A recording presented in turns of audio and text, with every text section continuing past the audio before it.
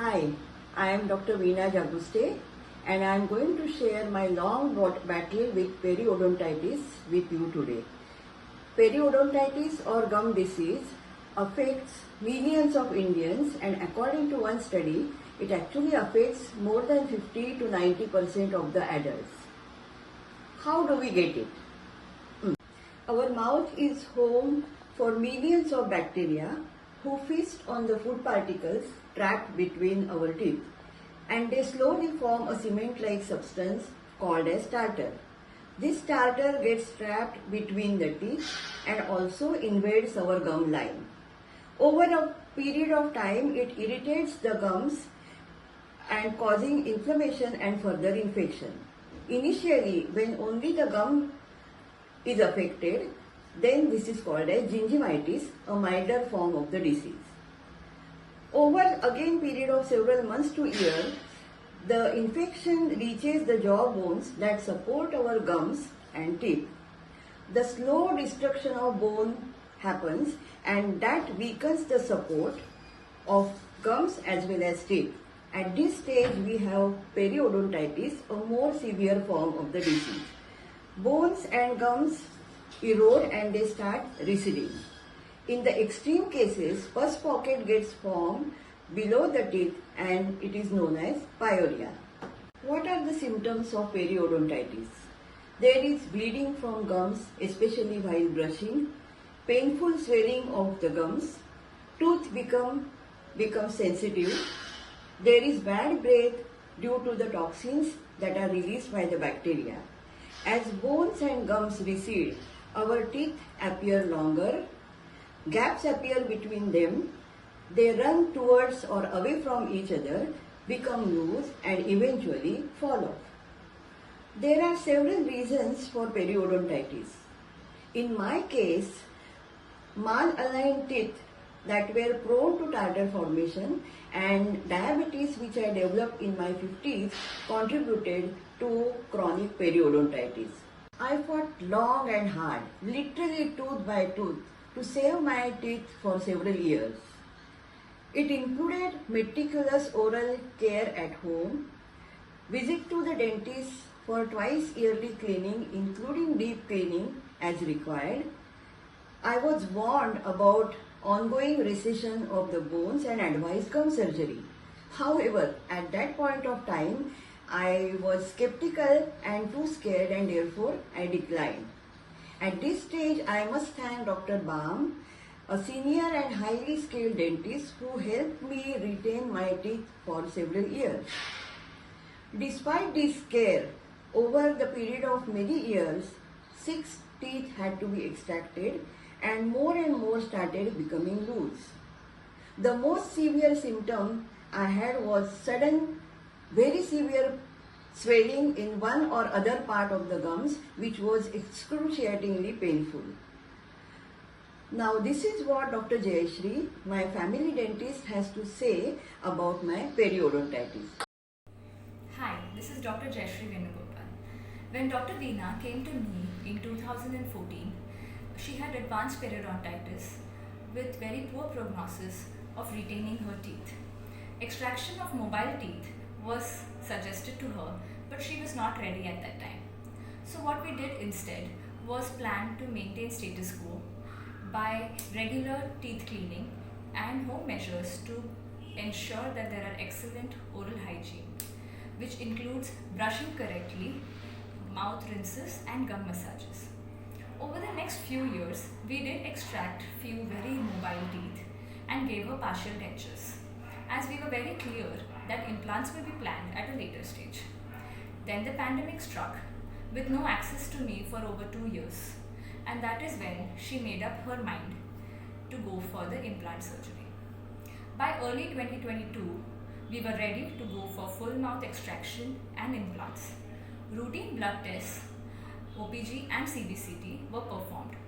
These specialized tests help to check the bone quality, width and height to make sure her tissues are fit to undergo the implant surgery. The prognosis of implants in a couple of places was not excellent due to the quality of the bone. So, the plan was to place tilted implants in some compromised areas to achieve good support and stability. We extracted 24 teeth in April 2022 in 2 sittings. Most of them were mobile with recession in gums. By the end of July 2022, her tissues had healed enough to start the implant procedure.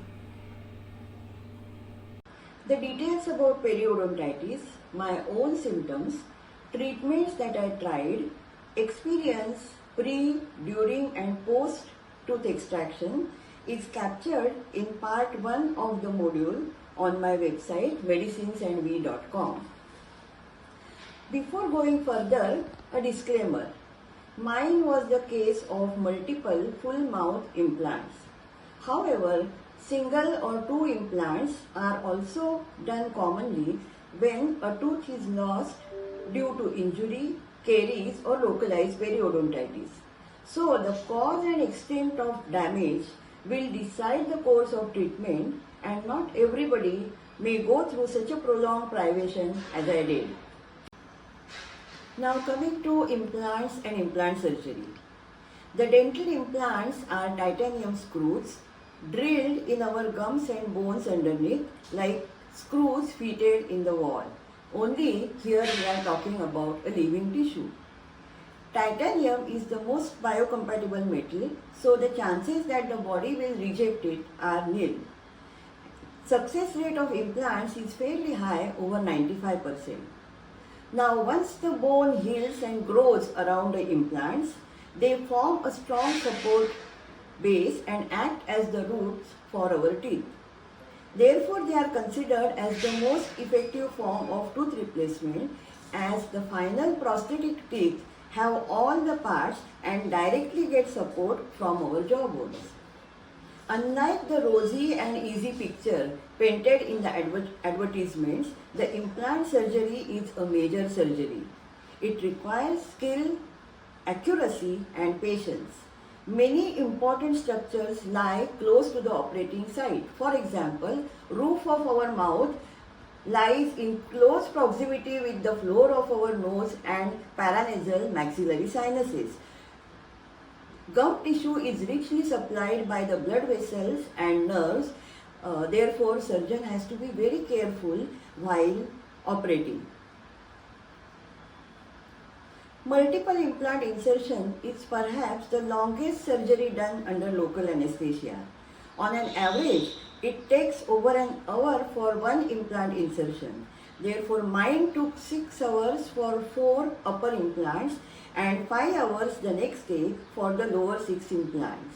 Bone graft was required in 3 to 4 places. Listen to what Dr. Sneha, the oral surgeon, says. Hi, I'm Dr. Sneha Nignani. I'm an oral and maxillofacial surgeon. Surgery, as my teacher puts it, is 75% planning and 25% execution. And a full mouth implant case as Venus requires meticulous study and planning of the jaw bones, the jaw relations and the facial profile, and in fact a lot more.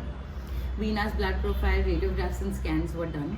And we were aware that her case is very challenging due to the paucity of the bone, and we had a lot of limitation in the areas where we could place the bone. We planned the areas for implant placement well, and yet when we opened the surgical field, the scenario was much worse. The perimenopausal bone loss, the chronic periodontitis, diabetes, all of this had made her bone soft and porous. So, and now we knew that she has thin bone. So with thin bone, now we had a soft and porous bone, which made the whole thing made the prognosis of implants far worse. Due to these reasons, while placing the implants, the challenges we faced were that we perforated the left maxillary sinus. We had to change the plan intraoperatively and place the implant anteriorly. In the mandibular or the lower jaw, the most challenging area was the anterior area where the bone was knife edge, and we had to regenerate bone to place implants. Even after facing so many challenges and limitations, we could achieve good stability of implants. The natural process of healing had also been kind to us, and we achieved good integration of implants 4 months post-operatively. Veena was patient with us and trusted us throughout the process, maintaining a positive mind, and during the treatment, she was extremely positive throughout. I believe that that had a huge impact on the outcome of the surgery and our treatment plan. 48 to 72 hours after surgery were crucial. I followed all strict do's and don'ts, took plethora of medications for about a week. Luckily, again, there was no excess bleeding from operating surfaces, but I did have moderately severe pain for a day and heaviness in the jaws for about a few days. The face was bruised and swollen, but started subsiding after 3 days, and I started feeling human again. The 21 stitches came out after 10 days. Enters Dr. Tej Joshi, an accomplished prosthodontist. He realigned temporary dentures and then began another long wait for the healing to complete. The wait was over after 4 months when my dental team was happy with OPG showing good healing and bone growth around the implants. The final stage lasted for about 5 weeks. It involved again multiple surgical procedures to expose first the tips of the implants, then placement of abutments, nail-like projections over implants over which the teeth are finally fitted. The final fitment was done by Dr. Tej Joshi with his mother, Mrs. Uma Joshi, a certified skilled dental ceramist. They managed the fitting with great accuracy and patience. Please read the details of implant and implant surgery in the module 2. That was the technical part. What I really want to highlight are the critical factors to focus on during this long journey.